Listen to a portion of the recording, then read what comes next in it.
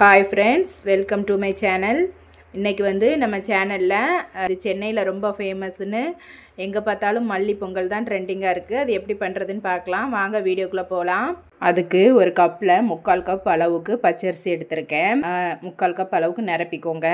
அதுல மீதி இருக்கிற 1/4 கப் அளவுக்கு பாசிப்பயிறு சேர்த்துக்கலாம். நீங்க பாதிக்கு பாதி சேர்க்கறதா இருந்தாலும் நல்லா இருக்கும். அதாவது அது 1/2 கப் அரிசி 1/2 கப் அது கொஞ்சம் கொல கொலன்னு இருக்கும். அப்படி வேண்டாங்கறவங்க 3/4 கப் அரிசிக்கு 1/4 கப் பருப்பு சேர்த்துக்கோங்க. பசிப்பருப்பு ஒரு ஜார்ல கொஞ்சமா மல்லி இலை எடுத்துக்கோங்க. 1/2 கைப்பிடி அளவுக்கு மல்லி இலை, ஒரு பச்சை மிளகாய், இது எல்லாத்தையும் சேர்த்து 1/2 கப் அளவுக்கு தண்ணி சேர்த்து அரைச்சி எடுத்துக்கோங்க. இந்த 1 கிளாஸ் அளவுக்கு அரிசி பருப்பு சேர்த்துருக்கோம். அதுக்கு 3 கிளாஸ் அளவுக்கு தண்ணி சேர்த்துக்கலாம். 3 கிளாஸ்ல 2.5 கிளாஸ் அளவுக்கு தண்ணி சேர்த்துருக்கேன். மீதி 1/2 கிளாஸுக்கு நம்ம மல்லி புதினா அரைச்சி வச்சோம்ல அந்த தண்ணியை சேர்த்துக்கலாம்.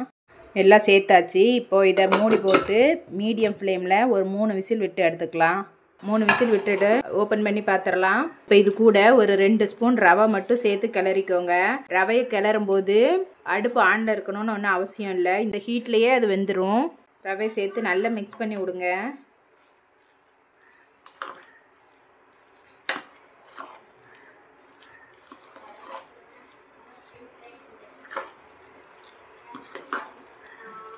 இப்போ வந்து நம்ம தாளிப்பு சேர்த்துக்கலாம்.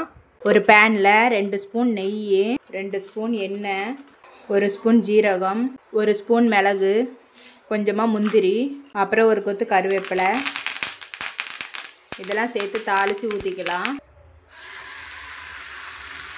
அவ்வளோதாங்க, நம்மளோட மல்லி பொங்கல் வந்து அருமையாக ரெடி ஆயிடுச்சு.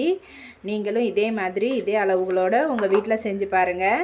செஞ்சு பார்த்துட்டு எப்படி வந்ததுன்னு கமெண்ட்டில் சொல்லுங்கள். என்னோடய வீடியோ உங்களுக்கு பிடிச்சிருக்கும்னு நம்புகிறேன். என்னோடய வீடியோ பிடிச்சதுன்னா என்னோடய சேனலை சப்ஸ்கிரைப் பண்ணி சப்போர்ட் பண்ணுங்கள். என்னோடய வீடியோவுக்கு லைக் போடுங்க, கமெண்ட் பண்ணுங்கள், உங்கள் ஃப்ரெண்ட்ஸ் அண்ட் ஃபேமிலிக்கு ஷேர் பண்ணுங்கள்.